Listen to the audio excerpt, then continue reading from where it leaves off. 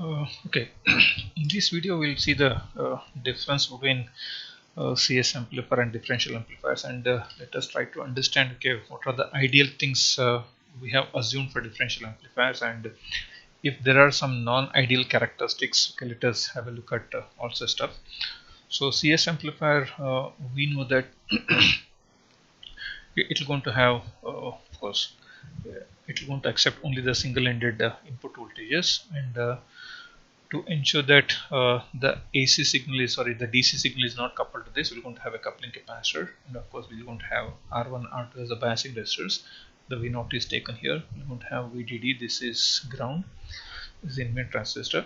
Of course, we have seen that having the parasitic capacitance for this particular type of MOSFET. So we will end up with the frequency response for the CS amplifier for gain. So it comes out to be something like this. So at lower frequencies the gain reduces, at higher frequencies also the gain reduces. The reduction in the gain at lower frequencies is mainly caused by the coupling capacitor CC and the input impedance of the entire amplifier, and this is the higher cutoff frequency is limited by the junction capacitance of this MOSFET. So of course junction capacitance, okay, overlap capacitance and other capacitance of the MOSFET. This is unable to amplify any low frequency signal. Of course, if you want to amplify any DC signal or so, it's unable to amplify this. And of course, one more major thing is that the output voltage that we're going to measure here, we're going to have a DC shift corresponding to the value of VDD minus the current flowing in this resistor RD. So this will be shifted by VDD minus ID into RD. So this is the amount of DC shift we're going to have. If you want to feed it to a device which doesn't accept any DC signal, then you have to again pass it through a filter, and then it will going to further deteriorate the entire frequency response. So this is, and of course it cannot differentiate the signal and the noise. So its a signal to noise, sorry, common mode rejection ratio is very poor. Of course it cannot reject any it cannot differentiate common and the valid signal, common as well as the differential signal, because it has got only one input. Coming to differential amplifier, as it was discussed earlier itself, it has got a very good ability to reject the common signal, because the input can be applied differentially. So we know that it is going to have a good gain for differential input, whereas for common input the gain is very poor. So likewise, any noise or the unwanted signal which is common between both the terminals will be get rejected. And very most importantly, we know that the differential voltage that is measured across V02 minus V01, V01 happens to be a pure AC signal. It is not unlike in your CS amplifier where there is a DC shift of your output signal, but here the output differential signal is purely an AC signal, meaning uh, it will be oscillating about the zero voltage. So this is time. Whatever area that you have on the positive half, you're going to have the same area on the negative half also. So this is the major advantage of this differential amplifier. Of course, one more thing is that it can of course have a frequency response which is, since it is not having any coupling capacitors, it is going to have a flat response from the beginning frequency itself. Of course, it is going to have a DC gain. Of course, most importantly, in many of the amplifiers in your analog applications, amplifiers cannot be realized using only one amplifier, one amplifier stage. We're going to have a cascaded stage of different amplifiers. So we know that suppose if you have a differential amplifier over here, if this output is connected to next differential amplifier, so we would like to have the DC voltage of this to be 0, so that I need not have to have one more coupling capacitor to block the DC. So blocking of DC is not necessary, because the differential amplifier doesn't have the output of the differential amplifier will not be having any DC component. So when there is no coupling capacitor, or there is no capacitor in series path, so you will have a frequency response which is starting from zero frequency. So this is the major advantage of not having a coupling capacitor. But unfortunately what happens is, because of some non-ideal characteristics, of course, while realizing these characteristics of the differential amplifier, we have always assumed that the value of the RD of these two drain junctions, and the dimensions of the MOSFET M1, M2, not only dimensions, the values of Kp, the value of VTO, and all these are considered to be identical, meaning we're going to have a matched pair of transistors. With those assumptions, we're going to get a perfect AC signal, which whenever I measure a differentially voltage, whenever I measure a differentially measured output voltage. But coming to the actual circuit, where you may end up with a differential amplifier that is realized using a by using a circuit which is having resistors which are not perfectly matched. So you have RD1, RD2 which are not equal. So we have a non-ideal characteristics where you have a condition where RD1 is not equal to RD2. Since these two resistors are not same, even though you have a tail current of I that is flowing here, which will going to end up with a current of I by 2 flowing here, and then a current of I by 2 flowing here. Even when you ground these two terminals, the voltage that you're going to get over here, that is drain of M1 and drain of M2. So drain of M1, the DC voltage is VDD minus the drop across RD1, which is nothing but I by 2 into RD1. And similarly over here it is VDD minus I by 2 into RD2. So let us, for the analysis, so let us consider RD1 as equal to RD plus of half of delta RD. So what is this delta RD? This is a delta change in the value of RD. So this is what is we are talking about, the mismatch. And then let RD2 be RD minus of half of delta RD. So let us take up an example. If you assume RD1 is equal to RD2 is equal to 500 ohm. So then assume that this is 500, this is 500 ohm. Actually they are perfectly matched. So assuming that whenever I'm just doing RD1 not equal to RD2, I'm assuming that VTO1 is equal to VTO2, and then I'm assuming W by L of 1 is equal to W by L of 2. So these are the other assumptions what I'm considering when you're considering RD1 and RD2 are different. So now let us assume that if RD1 and RD2 is equal to 500, then there is no mismatch. So let us introduce a mismatch and try to understand. So what I'll do is I will write RD1 as equal to 550 ohm, whereas RD2 I will write it as 450 ohm. So what is this 550 ohm, 450 ohm? So the expected value is 500 ohm. It is deviating by plus 50 ohm. Here it was supposed to be 500 ohm. It is deviating by 50 ohm in the downward direction. So overall, if you can see from 500 it is going up by 50, from 500 it is coming down by 50. So overall you have a delta RD of 100 ohm. 100 ohm. So how do I write this 550 as? 550 can be written as RD plus delta RD by 2, because this RD is 500, which is delta RD is equal to 100 by 2, which happens to be 550.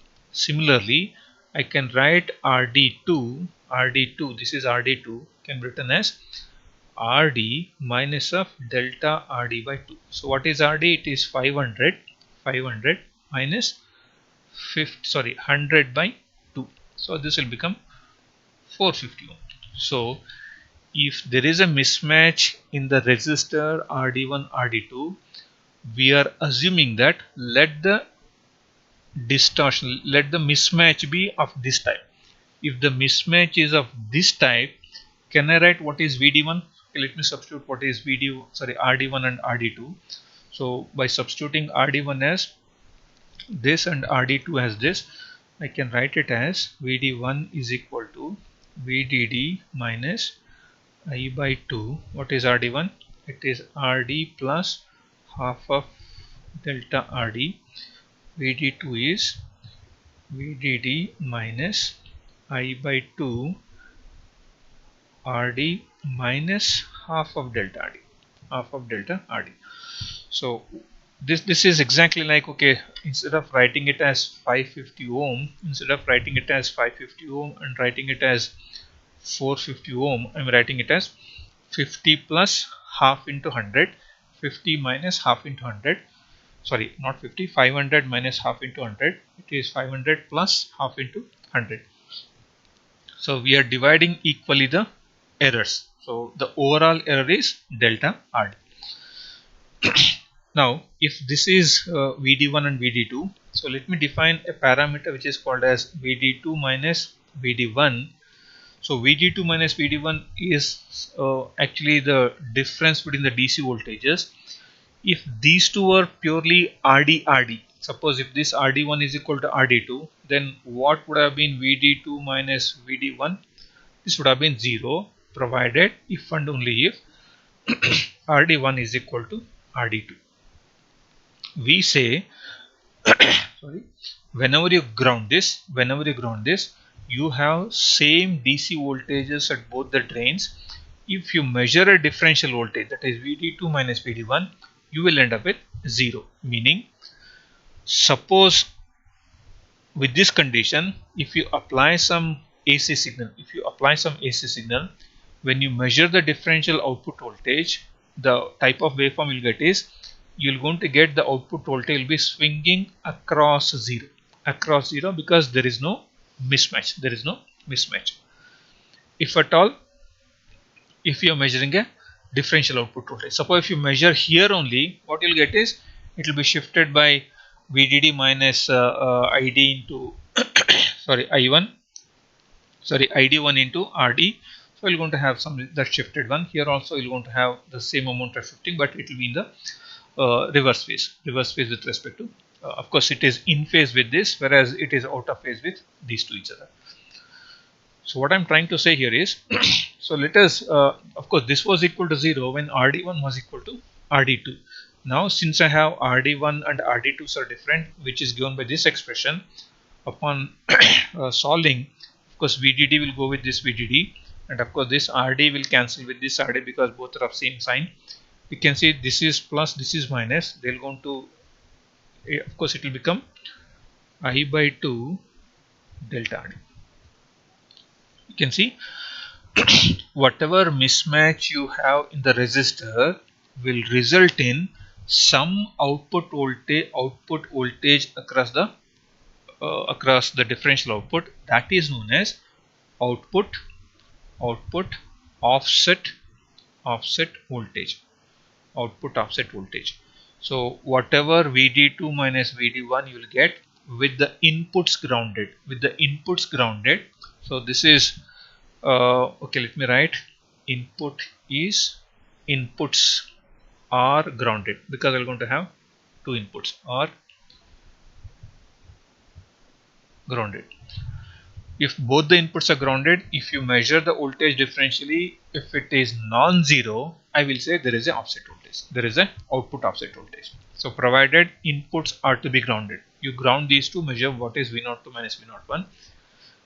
If it is 0, we'll say output offset voltage 0. If it is non-zero, I'll say okay, that is the output offset voltage. So it can be 0, it can be positive voltage, or it can be negative voltage also. But if at all, if you have such type of scenario where you're going to have some DC voltage in the signal that you're getting it here, if you want to pass it on to next signal, I have to make sure that this DC voltage should be removed.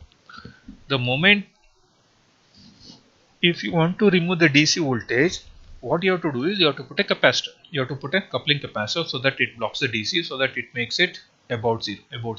But this is not allowed, because this coupling capacitor will result in such type of frequency response, which is not expected in a differential amplifier cascaded stage. I am expecting this. This has to be achieved with the case something like this. So even though there is a mismatch, this mismatch is certainly yielding me some offset, but this offset is not recommended to be suppressed by putting a coupling capacitor. I need to think of something else. So that something else is, whenever you end up with some DC voltage upon measuring the differential voltage, that is, whenever you have an output offset voltage, you may have to apply some voltage at the input to make the output offset voltage 0. So that input which is used to make the output offset voltage as 0 is known as input offset voltage. Let me define the input offset voltage. Input offset voltage is that differential voltage that is applied to a differential amplifier to make the output offset voltage as 0, because you will be having some output offset voltage. In order to make that 0, you are applying some input voltage, that too differentially. So what is that input voltage that you are applying? So that is called as input offset voltage.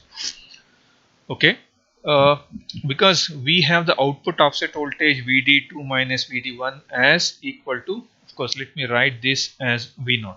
This is my output voltage, which is I by 2 into delta RD. In order to make this become 0, I need to apply something. So what is that applying something? You can see when you are applying here, this is still grounded, you are applying it here. So the type of input voltage that you are applying to make the output offset voltage 0 is a differential voltage. We know that the expression for the differential gain is nothing but V not measured differentially divided by V in differential. So since it is, you are talking about differentially measured output voltage and differentially applied input voltage, was this not equal to, of course, let us just consider the magnitude, was it not equal to GM into RD? So GM into RD is nothing but, what is this V0 of D, differential measured output voltage? It is nothing but I by 2 into delta RD divided by V input voltage that should be applied to nullify the output offset voltage. It is now called as, now we are talking about input differential voltage. The purpose of applying this is to make the output voltage 0, output offset voltage 0. I will write it as V input offset. So I can write the expression for V input offset as equal to I by 2 into delta RD divided by GM into RD. So, but what is the value of this GM, the transconductance GM? GM is nothing but 2 ID by VOB, overdrive voltage, 2 times the drain current divided by VOB. We know that for this differential amplifier, what is the value of ID? It is exactly half of the tail current. So I can write this ID as equal to I by 2, then GM becomes, okay, it will become I by VOB. So let us come to this using this expression.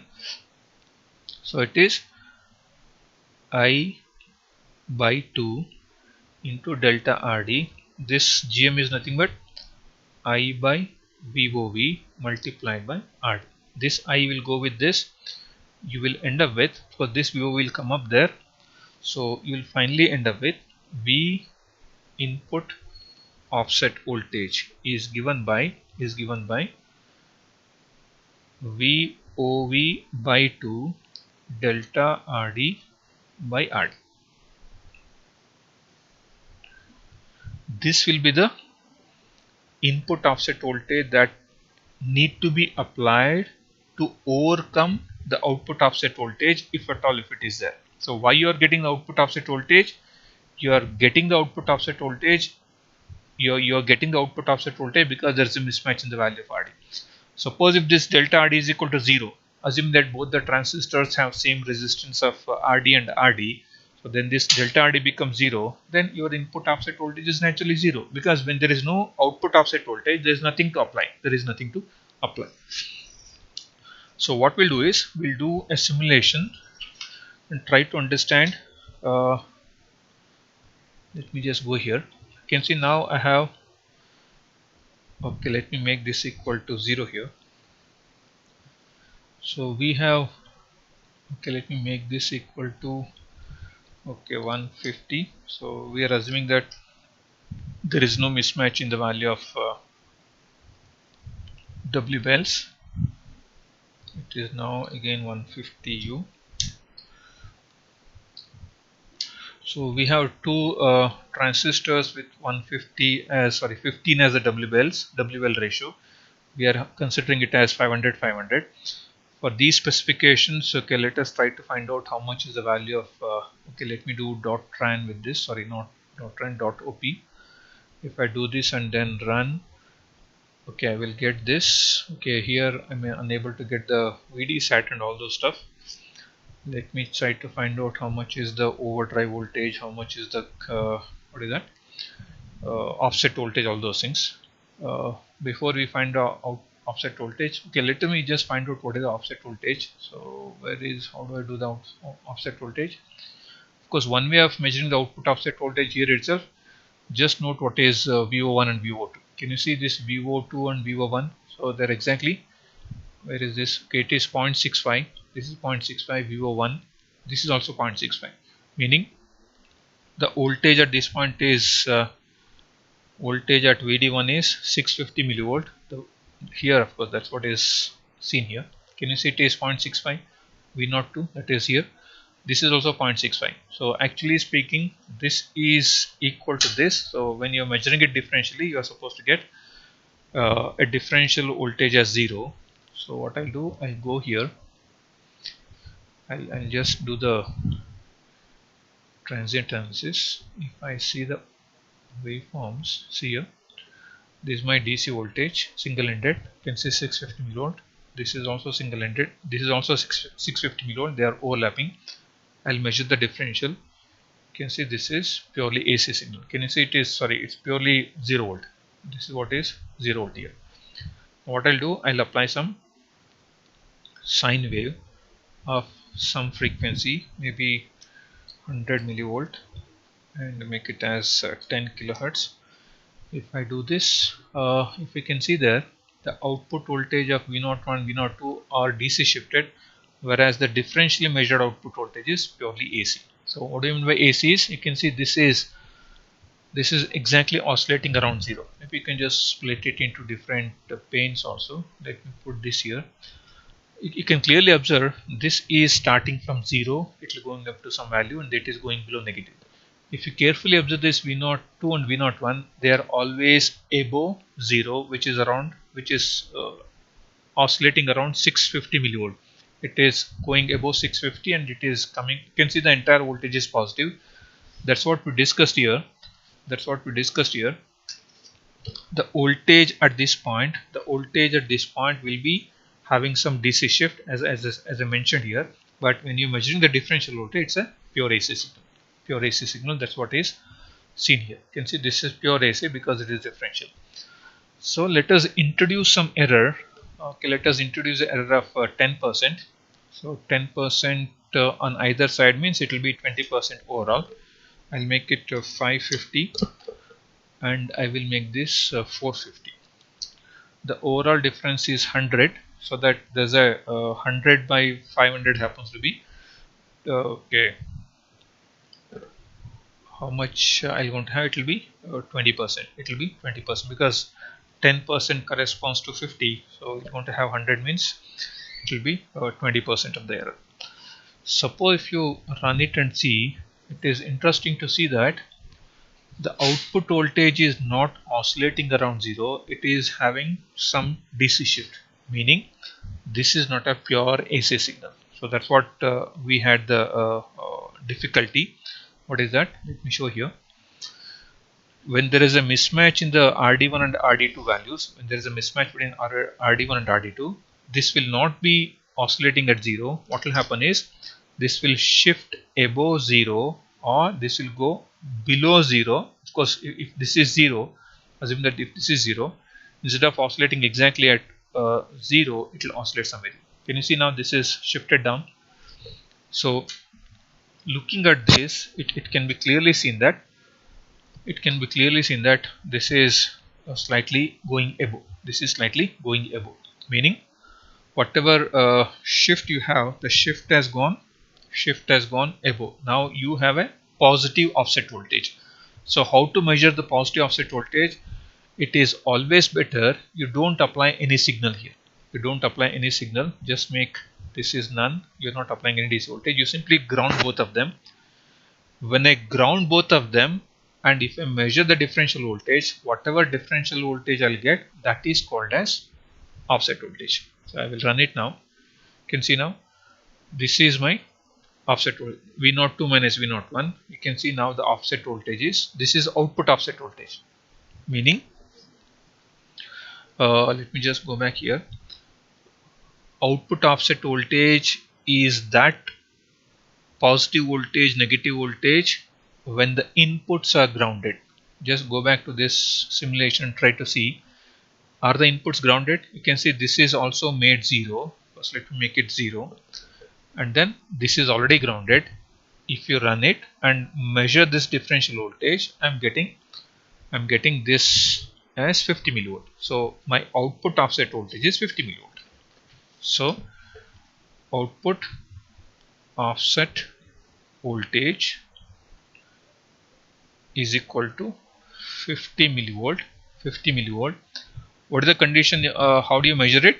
How do you measure this input offset voltage? The major condition is that V in 1 is equal to V in 2 is equal to 0. V in 2 is equal to 0. When these two inputs are 0, the differentially measured output voltage 50 millivolt, that is called as offset voltage. So this is exactly equal to V output offset is I by 2 delta RD. So how much is I by 2? If you can see here, the value of I is equal to 1 milliampere. So it is 500 microampere multiplied by delta RD is how much? So delta RD is 100 ohm. If you can see this, so this is now, so 0.5 milli into 0.1 K. So this milli and K will cancel out and you'll end up with 0.05 volt. 0.05 volt is nothing but 50 millivolt. 50 millivolt. So that's what you're getting.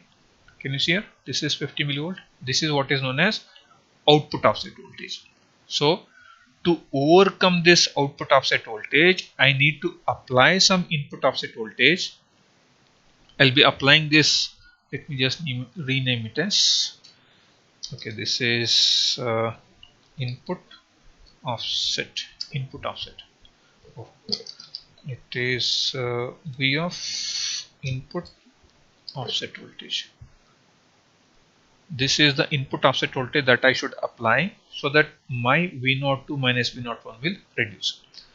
So of course what we'll do is we'll simply sweep this voltage and try to see what is V02 minus V01. Of course it was initially 50 millivolt. That 50 millivolt may be keep on reducing. At some voltage of your input offset voltage, this becomes 0. Let us predict that also. So as per our equation, what is the expected value of input offset voltage? It is VOV by 2 into delta RD by RD. What is VOV? Okay, for this particular case, let me just go back here and then try to find out how much is VOV. For finding VOV, I need to do that dot DC, and then let me run this. Let me also see what is VDSat. Can you see here VDSat? VDSat is this 5.77 into 10 power minus 1. VDSat or VOV is 0.577 volt or 577 millivolt. This is the value of This is the value of offset, sorry, the overdrive voltage. So with this overdrive voltage and delta RD by RD, so we know that delta RD is 100 ohm and RD is 50 ohm, so you end up with 20% error, 20% error or 0.2. So what is your V input offset voltage? It is actually equal to how much? It is VOV by 2 delta RD by RD. So this comes out to be 577 millivolt by 2 into 0.2. We know that 0.2 into this will become, of course, this is 57.7 millivolt. So this will be 57.7 millivolt. So let us try to run this. Okay, if the input voltage exceeds 57.7 millivolt, my output offset voltage should become 0. Let us sweep that. One interesting that you are supposed to observe here is, if you have an output offset voltage which is positive, the input offset voltage that you are supposed to apply should be in opposite direction. Meaning, if you are having 50 millivolt of output offset voltage, I have to apply an input offset voltage of minus 57.7 millivolt so that I can get output offset voltage as 0. So what I'll do is I will sweep this V in, okay, it is VIP OS is varied from 0 to maybe up to 100 millivolt with an increment of 1 millivolt. We'll see what happens. Okay, let me run this. Let me measure the output offset voltage. You can see the output offset voltage was initially sorry, I have to apply a negative voltage. Sorry for that, because I need to apply a negative voltage, because starting value, let it be minus 50 millivolt to minus okay, minus 100 millivolt. The stop value, let it be 0. Increment, let it be okay, let it be 1. Now run. It is interesting to observe here, when the input offset voltage is 0, just here, when the input offset voltage is 0, how much is the, this is your input voltage. When the input voltage is 0, how much is the output voltage, output offset voltage? This is 50 millivolt. When you are increasing the input voltage from 0 to minus 2, minus 3, minus 4, can you see the output offset voltage keep reducing? So as per the calculation, if you apply, because the output offset voltage, if the output offset is positive, the input offset to be applied is negative voltage. So since I have 50 millivolt as output offset, how much should be the input offset voltage? It is minus 50, because it is plus, so I need to apply minus 57.7 millivolt.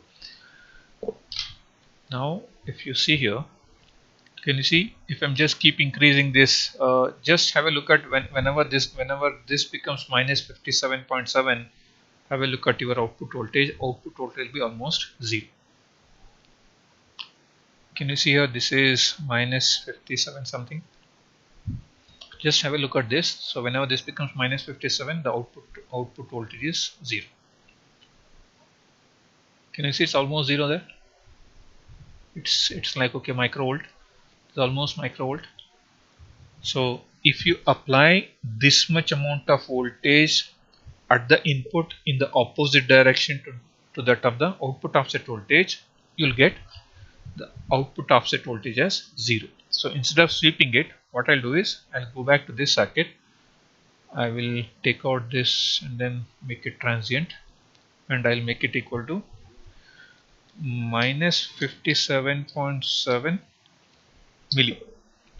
This is the voltage that I'm looking at. If I apply that much voltage in negative direction, you can see the output offset voltage perfectly zero. Can you see it is 92.3 microvolt, which is almost equal to zero, which is as per our requirement. You can see if you apply this much amount of input offset voltage, if this is your input offset voltage, then your output will become zero. That is, output offset will become 0 volt, will become 0 volt. Suppose if you get a negative offset voltage, then you have to apply a positive input offset voltage. So what I'll do is, let me go back here and then make this reverse. Let me make it 550 and let us make this 450. If you see the V02 minus V01, it will be negative in nature. See that? Let me measure. Okay, let me not apply this. Let me make it 0. Let us first find out what is the offset voltage. Can you see the offset voltage is negative? This is minus 50 millivolt. In order to make this output offset voltage as 0, I need to apply a positive voltage. That positive voltage is, as we already found out, it should be plus 57.7. Where is that? I'll go here. I'll make it 57.7 millivolt. Then you can see if I run this, minus 50 will become very close to 0. Can you see it has become almost close to 0, which is equal to 92 microvolt. This is how we can do it. So this way, what we are trying to showcase here is that even though you have a practical resistors of some variation, you can still able to get a pure AC signal at this point without any DC shift by applying an input offset voltage. What is the amount of input offset voltage that you should apply? That purely depends on how much is a percentage of variation. That is, input offset voltage to be applied is overdrive voltage by 2 into the percentage variation, change in the percentage deviation from your RD. So this way we can able to overcome that non-ideal characteristics of the MOSFET, of the differential amplifier.